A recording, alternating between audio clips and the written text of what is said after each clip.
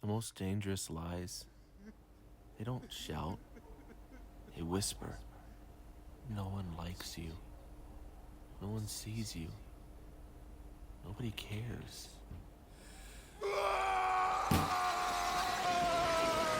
You're not enough. God's forgotten you. This is just how life is.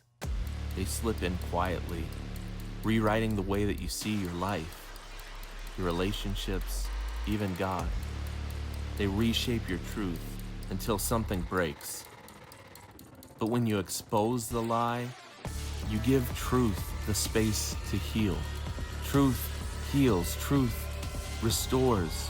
So don't let whispers define your story. Hear the truth, unfiltered. Does anyone have any hand sanitizer? Gordy, what about that purse you carry around? It's a man bag It's good to laugh, right, guys? No, really, does anybody have any hand sanitizer? Can you just raise your hand if you carry that stuff? Okay, so some of you do. Nobody really wanted to help me out. I shook a lot of hands. Kind of need some. Why do we use that? Germs. Someone said germs. Germs. So we use the hand sanitizer to do something with germs that we can't see. Is that right? Okay. So remember, before we discovered that there were things called germs, which is just a really weird name if you look at it enough, which I have. Germs, before the discovery of that, we had really no idea what was causing sickness or disease. They thought that it may have been something in the air. Like you walked through a tunnel and it just kind of got you. Or you drank something, it was a liquid that somehow you got something that was ingested, but it had to be some type of a physical thing that you walked through, a smog, a drink, that impacted your life until 1861. Now before that, they were doing surgeries, just like no gloves, nothing. A lot of it, and remember, 1860, we were Civil War right in the United States. So there was no antiseptic. There was no pre-surgical procedures. There was no, like, sterile field. If you're in medicine, you know what that is. There's no sterile field because they didn't even think this was around. 1861, there's a scientist, and he comes up with this idea that there might be something around that you just can't see that's impacting your life. That these little invisible agents were shaping visible outcomes. Can you see germs? No. Do you believe in them? You do. That's why we wash our hands. Guys, wash your hands. I've seen you. I've been in the bathroom with you. It's not an option. It's not an option. You go to the grocery store, you pick up a cart, you're wiping that thing down. You want it clean. By the time I've got it clean, I'm in the produce. What do I do with that napkin? I put it in my pocket? I don't know. What do I do with it? It's germy. What do I do with this thing?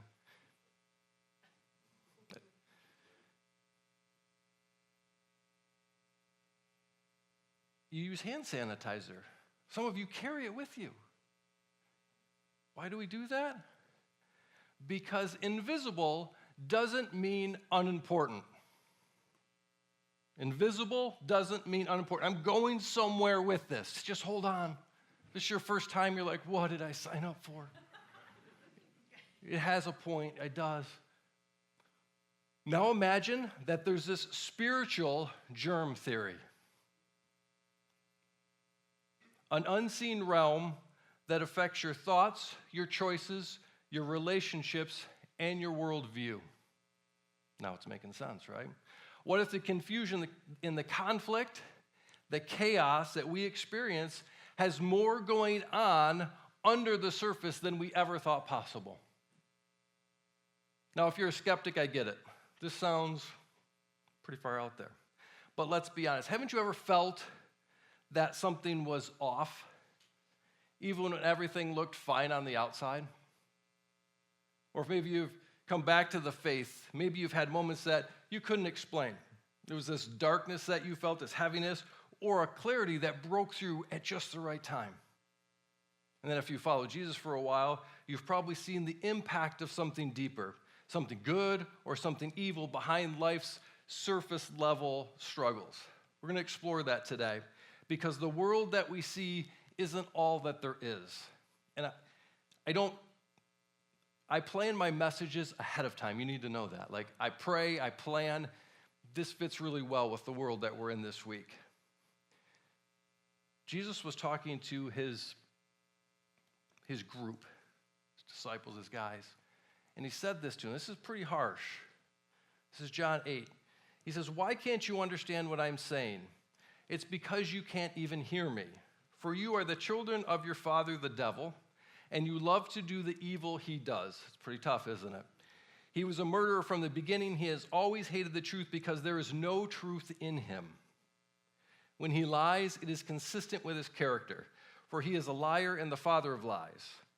So when I tell the truth, you just naturally don't believe me." It's kind of harsh. If you were taking that in, I would feel like, come on, give me a break, right? It's a little bit harsh. But Jesus was saying he didn't tiptoe around this issue at all. He said that people can be spiritually deceived, not just confused, but actually manipulated. And that's a pretty big claim, isn't it? He said, you can't hear me because your ears are tuned to something else. Guys watching TV, wives talking to them. Yeah, whatever. I can do both, just in case you were wondering. Sarah's like, you're a liar right now. Talk about liars. He goes on, he says, you're believing these lies because there's a liar behind the curtain. Okay, I've got to do it. Wizard of Oz. Someone's behind the curtain, right? We're going to talk about what your curtain looks like in a little bit, but there's something else there. And he wasn't talking just about poor thinking. Some people just don't think well. He was talking about a personal force that is actively distorting the truth. And we call that person Satan. Jesus called him the father of lies. He just doesn't tell untruths. He actually manufactures deception. He takes half-truths and he weaponizes them. He whispers, he twists, he tempts, and he accuses.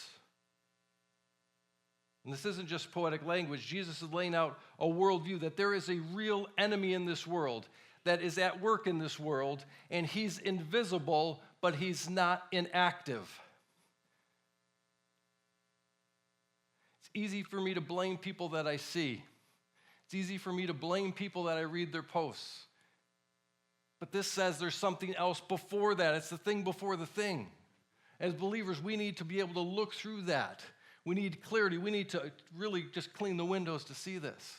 Because the question is, why do smart, well-meaning people make devastating decisions? You've thought it. I've thought it. Or why do you fall for the same traps over and over and over again? You're smart, but you're falling for the same traps over and over and over again. Or why do we say things, if I knew what I knew now then I... It's because spiritual influence doesn't shout. It whispers. It's subtle.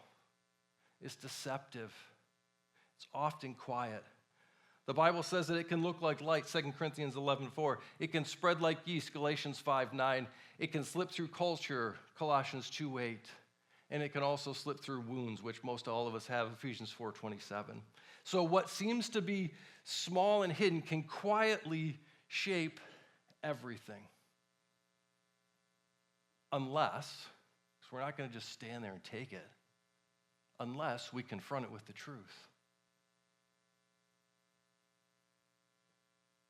But because it's quiet and it's subtle, it comes through culture, it comes through assumptions, it comes through wounds, it comes through unchallenged thoughts and narratives that we have.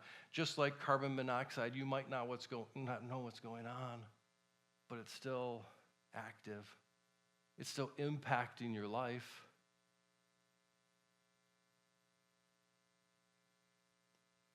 in the Gospels before Jesus started his ministry. He was in the wilderness. He was fasting, and he was tempted by Satan, the devil. And Jesus was at a weak point because he was fasting. I say weak in quotes because it was Jesus. But Scripture reads like this in Luke. He says, "Then the devil took him up and revealed to him all the kingdoms of the world in a moment in time." He said, "I will give you the glory of these kingdoms. I'll give you this. And the authority over them," the devil said, "because they are mine to give to anyone I want." So think about this. You're in the wilderness. It's Jesus and it's the devil. And Satan shows Jesus all the kingdoms of the world. And he says they're mine to give. Jesus doesn't say anything. He doesn't argue with them. It's kind of crazy, but it tells us something. It tells us that these systems of the world that we so often put our trust and our faith in, they're twisted and they're influenced by evil. And then we have to think about, well, how does that happen? How do things get so crazy? Sin. Yeah, I'm going to use the sin card. Adam, Eve, that's where it started. But God gives us these really good gifts. And have you seen how really good gifts that God has given you, they turn into problems? Take, for instance, the ability to admire someone, admiration. You respect someone's success. And then all of a sudden, you're like, it's really cool. I'm really glad for you, but I want to do better than you. Right? It goes from this admiration to greed that I want that. I want to be satisfied in the way that you seem to be satisfied. Or we have in human beings, we have this desire for intimacy. But it gets warped into obsession, shame, objectification, and then it goes down a path of from desire, which is God's plan, to lust, which is not God's plan. And then we have this awesome thing called self-awareness. I can look in the mirror and say, hey, you need to get better at stuff. You might need to suck it up, Buttercup. Right? But then that awesome thing of self-awareness, because my dog doesn't do that. I mean, some of you, my dog doesn't look in the mirror and think, oh, I should do better so that my owner loves me. That's not how that works. We have that ability. But then all of a sudden I'm in my head and I'm insecure. You see how it goes from something that God created to something that's been distorted or twisted? And then we have this awesome thing called freedom, free will. Free will. God created man with free will. That means that I am free to follow God, but I am also free to pull whatever I want into my life, whatever addictions, because freedom can lead to addictions, and that's how freedom becomes twisted, right? So we take these gifts from God and we chase them without God, and the results are devastating. And it's not just temptation so much, it's just deception that we're following. We're chasing what we think we need, only to realize, you know what, you've been tricked. You don't really need that. You just think you do. So often we think that and I alluded to this, that our problems are people. It's a person. Maybe our spouse, our boss, our ex, our parents, our teachers, or the political figure that we can't stand. But the Bible truly pulls back the curtain. I want you to lean in. If you hear one thing today, hear this. We wrestle not against flesh and blood. That's it, guys. The real enemy is spiritual. But that curtain that he hides behind is your ego. It's your pain, it's your pride, it's your fear. And that curtain, he uses it to fuel division and distortion. Until we name the true enemy, we keep fighting the wrong battles. We keep hurting each other. We keep hurting and wounding the wrong people. So why don't we just see through this? Sometimes it's our pride. We think that we already know everything. Sometimes it's our pain. Those old wounds that you have, like it or not, they're shaping who you are today. Sometimes it's your trauma, because survival mode distorts reality like a boss.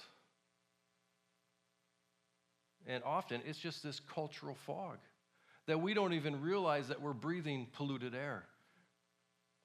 Sarah and I were in the car the other day, and her car tells us that the air is okay to breathe. What world are we in? It's showing numbers. We didn't know if it was going to, like James Bond, blow us up, eject us. So we're pushing buttons. It's like, air is okay. I don't know. We're 70 miles on the freeway. What are we going to do at that point anyway? Because you roll the windows down, it's like, that doesn't help. That's worse. Put the windows back up. I don't know. Sorry, I digressed. Here's the good news, though. Jesus offers clarity. He does. John 8:32, you know that you will know the truth, and the truth will set you free. It's true. He's just not offering comfort, he's offering vision. And I truly think that the church has lost some vision over the last 2,000 years, plus or minus. Because to see through the fog and to see what is actually true, we need to look at ourselves. We actually have to take some action steps. You have to figure out what lies that you've believed, what assumptions that you have taken in that have gone unchallenged. This is one of my favorites. You have to figure out where you are most easily deceived, because we each have a place like a weakness, right, where you're easily deceived. You can't fight what you don't name. You just can't. And you can't change what you won't confront.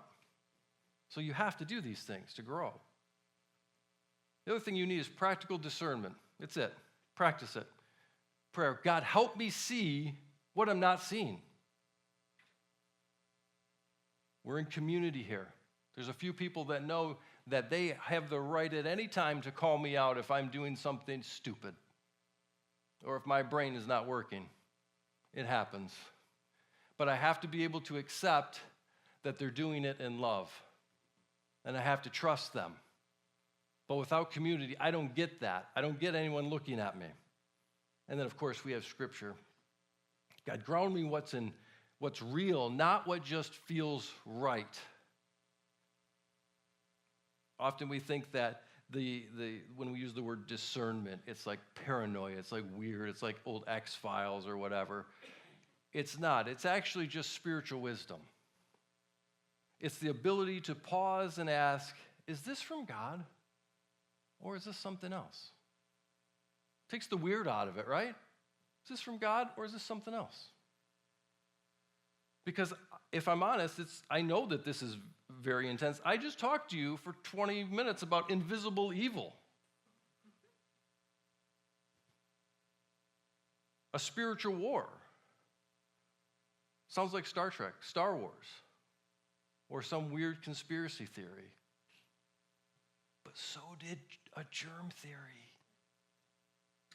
So did a germ theory. So if you have discernment, it's great. Use it. When we see violence, injustice, abuse, manipulation at the highest levels, doesn't it feel like something darker is at play? How many of you have said, man, I just don't understand that? It's good that you don't understand that. It's good that you see that. That's spiritual sensitivity. Your soul knows that there's more than you can see. This series is called Unfiltered because that's what we're asking for, clarity. Clarity in our lives, clarity in our relationships. No more sugarcoating, no more pretending. Let's look at what's going on behind the wounds. And let's look at the past to uncover some spiritual currents that may be there. I've given you a lot today, I understand that. So what if today you just did this? You just asked God, hey God, can you help me see clearly? That's it. Help me see clearly. Because I believe that if you ask that to God, He will answer. And not just what's in front of me, because that's easy. That's like rookie stuff, guys. Let's grow a little bit. Let's look at it a little bit further, but what's behind it. Because once we expose what's been distorted, then we can understand ourselves a little bit better, others, and the actual idea of loving people.